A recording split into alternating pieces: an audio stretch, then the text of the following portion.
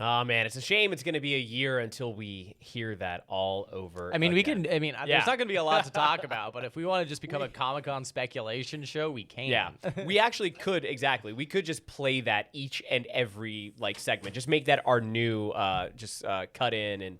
Just put it in for no just reason. throw Just it don't in. even talk about Comic-Con. No, just the music. So, but yeah, Comic-Con has sadly come to an end here in San Diego, but not without making a whole slew of headlines, making memories for a lot of folks. Very much so. And look, this was all in likelihood a successful Comic-Con when it comes to businesses, because this event annually brings in thousands of visitors and millions of dollars to the economy every year. The convention, in fact, just agreed to stay in San Diego through 2030. But as part of the deal, hotels have to keep things affordable for fans. News 8's Alex Lai explains. Every year, Comic-Con draws thousands of visitors to San Diego, filling up hotel rooms and driving up prices. But part of the agreement to keep the convention here through 2030 includes thousands of discounted hotel rooms for attendees, although trying to snag one takes luck and some skill.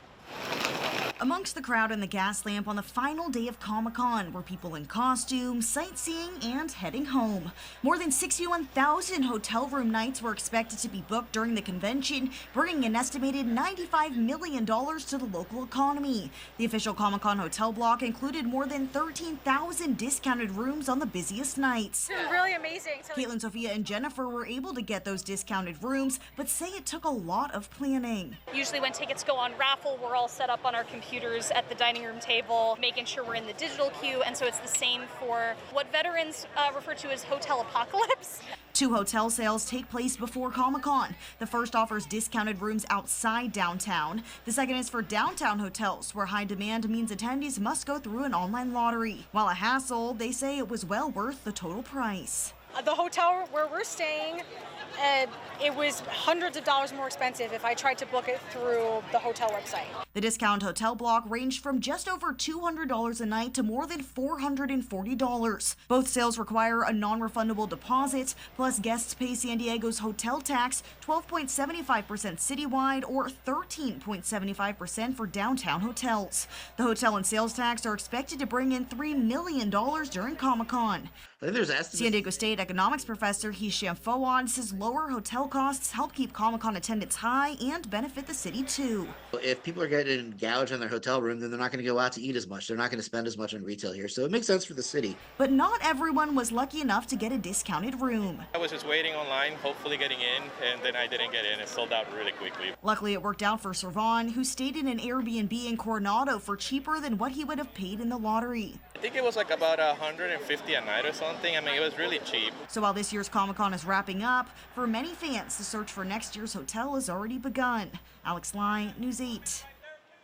We were just talking about it. That's gonna need that guy to send a link. I know, Yeah. right? If I want to do a little staycation, Yeah. hit me up. and that's probably the Comic-Con premium, right? So Yeah. you think about it, it could be a little bit cheaper, especially when you consider Coronado, where the Hotel Del is. Yeah, spend how a day there. expensive They got that is. what's the name of the new spot that they got there? I can't think of it right now. It's from the no. people who do the Lafayette Hotel. I don't know, but it looks really nice. Yeah. I'm gonna download the app. I might download the app after You could this. easily drop $150 on drinks, like one For round sure. of drinks alone For at the sure. Del. So. But you don't have the premium Chris, for I don't know Comic-Con, what so you're so you drinking. save a little money there.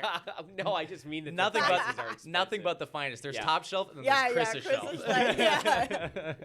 The Hotel Del. All right. Well, Alex, a fun note about this story. You ran into a crazy family when you were out there shooting at Comic-Con. Yes. Yeah, the Gros. Yeah, the We're Gros. down there, and I literally just saw Alex getting out of her news truck. She had her camera, and I said, "Hey, Alex Lai," and the fear that was in your you were like, wait, who's calling out for me? I was like, no, it's I was just just us. Yeah. Who is this man calling my name? Which is a very Full normal, legal which is name, the full reaction legal you should name. have. Yeah, I was just like, Full normal yeah, response. yeah. But no, it was cool because we got to obviously see you, again, putting together this story. And Yes, as you in my said element. when we were kind of just chatting before you got ready, was look, I mean, this is impacting the hotels within an immediate area, and that was something that you and Jack were just talking about. So for the hotels that have to sort of keep their prices down, like it's a certain amount of hotels, a certain amount of rooms. How does that work? Yeah, so when they had this agreement to keep Comic-Con through 2030, one of Comic-Con's big things was, hey, we need to keep the lodging options affordable for people who are attending, because people are coming from 2 years ago, I spoke with like this group that came from Ireland. Like, people come from all over the world to come here. Obviously, there's a lot of visitors that live here. So there's around 135,000 people that attended this year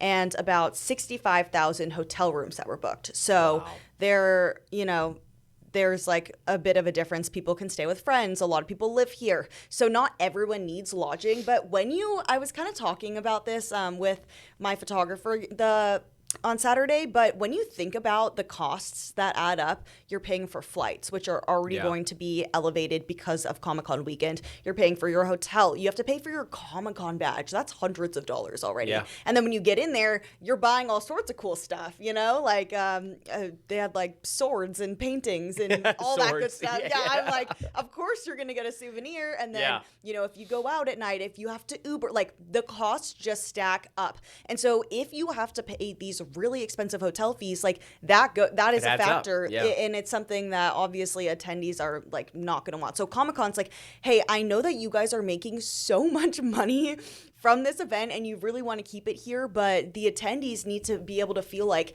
they can still come and have a somewhat affordable option. So San Diego agreed 14,000 rooms will be discounted for Comic-Con attendees going forward through 2030. Yeah. Now, this kind of sounds like, okay, maybe that's just a win for Comic-Con.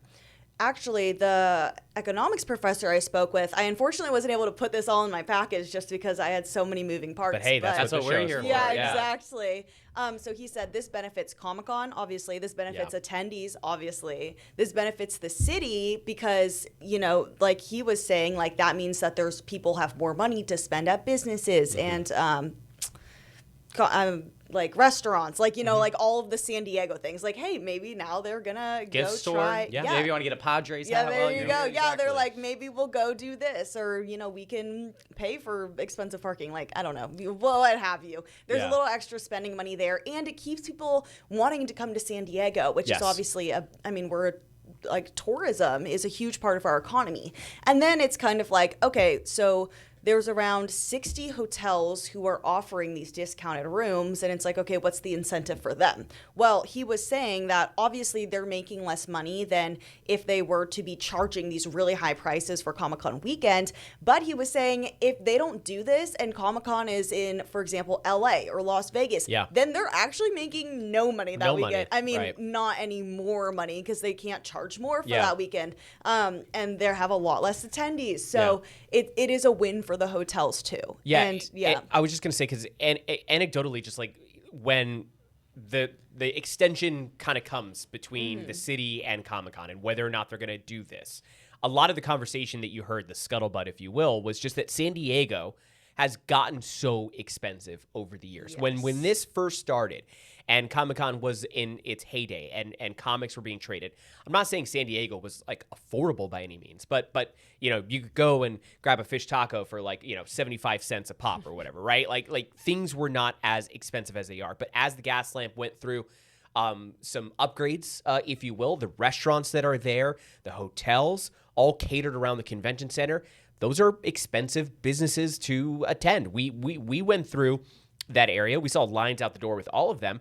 But, you look at the menus and the prices are expensive, even at places that you normally wouldn't think of just because of sort of where it's located. So I wonder, though, by keeping these prices down, it is sort of protecting them from any kind of like future price increases at other places. Like, hey, if we can keep hotels down, it will sort of like insulate us from airplane tickets, obviously things that they can't control. Right. Yeah, exactly. So that is definitely kind of a part of it. But when we're hearing this, obviously we don't need to book a hotel room because we live here, and so hearing this, like, oh great, they're offering discounted rooms, like lovely.